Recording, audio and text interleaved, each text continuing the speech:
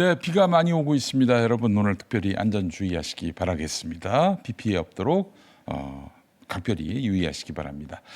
경기도 고양시 덕양구 창릉동 모습 보고 계십니다. 7월 9일 목요일 아침인데요.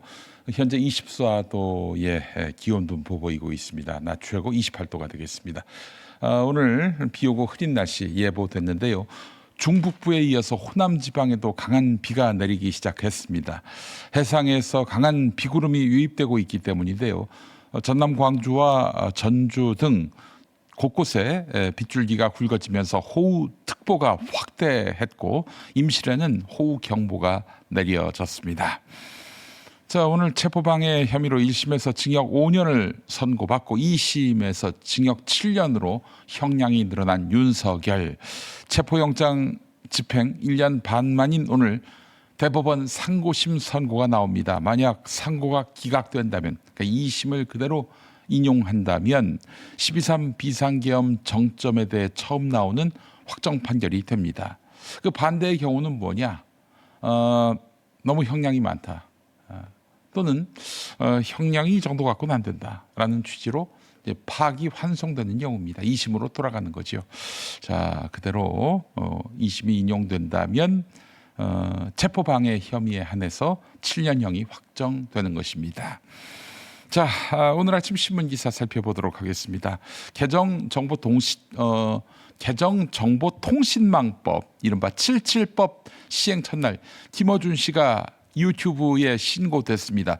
이동재 전 채널A 기자는 김어준 씨가 과거 채널A 사건을 다루면서 자신이 이철 전 VIK 대표에게 유시민 전 이사장 관련 허위 진술을 요구했다는 취지로 말한 영상들이 아직도 게시돼 있다면서 삭제를 요구했습니다. 이 발언과 관련해서 법원은 이미 김어준 씨의 손해배상 책임을 일부 인정했고 최강욱 전 의원 최초 발설자지요. 이 사람 같은 경우도 대법원에서 벌금형이 확정됐습니다. 쟁점은 법 시행 전에 올라온 영상에도 77법을 적용할 수 있느냐 하는 점입니다. 중앙일보 기사였고요. 다음 소식입니다. 민주당 당권 경쟁이 김민석 전 총리, 정청래 전 대표에 이어서 송영길 전 대표와 고민정 의원까지 가세하면서 4파전으로 확대됐습니다. 송영길 전 대표는 위기는 밖이 아니라 우리 안에서 시작됐다라며 6.3 지방선거 패배 책임론을 꺼내 정청래 전 대표를 겨냥했습니다. 친문계 핵심인 고민정 의원도 당 대표 시절 소통과 논의가 사라졌다며 정청래 전 대표와 선을 그었습니다. 그때는 아무 얘기 안 하다가 이 대표 선거에 나오면서 이런 말을 하는 것 같아요. 반면에 정청래 전 대표는 서남권 반도체 클러스터 등 3대 메가 프로젝트를 앞세워 호남 구애에 나섰습니다. 전에는 전북과 전남 광주를 갈라치더니 선호 투표제 도입 논의 속에서 반청연대가 실제 단일화 효과로 이어질지 변수입니다. 하여간 지금 정청래가 고립무원 상태가 된 것 같습니다. 다음 소식입니다. 이 중요한 소식이에요. 매일경제 일면 기사인데 올해 상반기 코스피가 69% 급등했는데 개인 투자자들의 체감 성적표는 참혹했다 이겁니다. 아마 이런 분들 많이 계셨을 거예요. 주식 값이 많이 올랐다고 하는데 내 주가는 왜? 개인 매수 상위 50개 종목을 분석해 보았더니 평균 손실 투자자 비율은 73%를 넘었고 절반인 25개 종목은 투자자 10명 중 8명 이상이 손실 구간에 있었습니다. 삼성전자와 SK하이닉스 등 일부 반도체 주도주만 수익을 냈을 뿐 개인들이 몰린 인기 종목 상당수는 고점 매수에 덫에 걸린 것이죠. 해외 주식 투자 성과가 상대적으로 나았던 가운데 코스피는 5% 넘게 급락하며 불안한 장세를 어제 이어갔습니다. 자, 광주 여고생 살해 사건으로 불거진 경찰 수사정보 유출 의혹이 일부 일탈이 아니라 구조적인 문제일 수 있다 이런 지적이 나옵니다. 국민일보가 판결문을 분석해 봤는데 현직 경찰이 피의자의 아버지인 퇴직 경찰에게 수사 자료와 수사 방향을 알려준 사례가 확인됐습니다.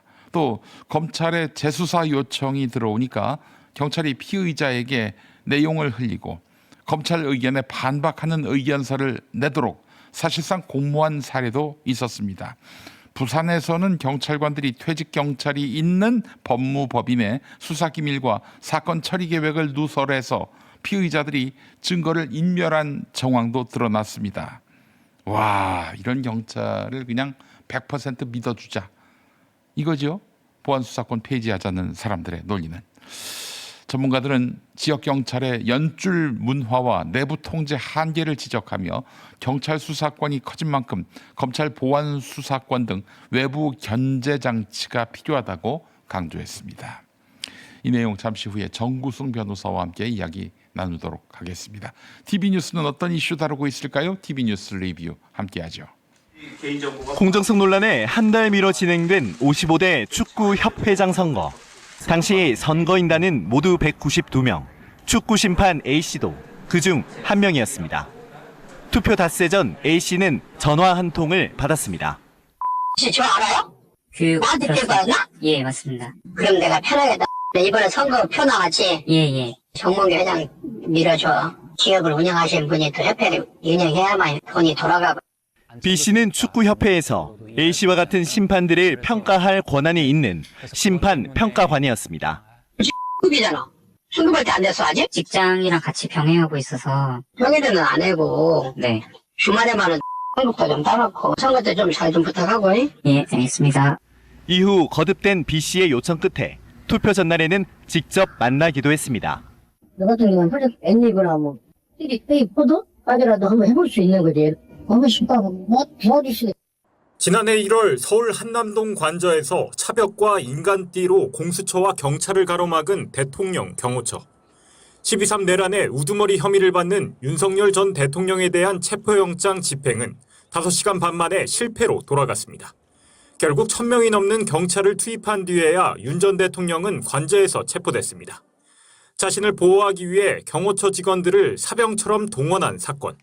12.3 내란 사건과 별도로 재판이 진행됐고 1심에선 징역 5년이, 2심에선 징역 7년이 선고됐습니다. 자신의 보호를 위한 사병과 같이 사용하려고 한 것일 뿐만 아니라 또 다른 국가 공무원들인 공처 검사들과 물리적 충돌을 야기할 우려까지 초래하는 등 범행의 동기 및 그 결과에 있어서 비난 가능성이 크다고 보아야 합니다. 체포방해 사건이 벌어지고 어느덧 1년 6개월. 내란 특검이 기소한 시점으로부터는 거의 1년 만에 이 사건에 대한 대법원의 판단이 나옵니다. 경찰 국가수사본부 특별수사팀은 최근 장윤기 사건 초동수사를 담당했던 광주 광산서 수사팀 소속 비순경을 불러 조사했습니다. 비순경은 사건 발생 직후 장윤기가 이용했던 SV 차량 압수수색 당시 동영상을 촬영한 것으로 지목된 인물입니다. 비순경은 경찰 조사에서 압수수색 도중 장윤기 차량에서 케이블 타이가 발견되자 수사팀장 A 경감이 그냥 두라는 취지로 지시했다고 진술한 걸로 SBS 취재 결과 확인됐습니다. 이에 대해 A 경감 측은 당시 케이블 타이가 문제될 거라고 생각을 안 했기 때문에 그런 말을 할 상황이 아닌 것으로 보인다고 해명했습니다. A 경감 측은 또 장윤기 아버지 장모 경감과 일면식도 없다며 봐주거나 도와줘야 할 이유가 전혀 없다고 재차 강조했습니다. 경찰은 A 경감의 이 같은 입장을 토대로 케이블 타이를 확인하고도 방치한 수사팀의 판단에 수사팀장보다 높은 이른바 윗선의 개입이 있었을 가능성에 주목하고 수사를 확대하고 있습니다.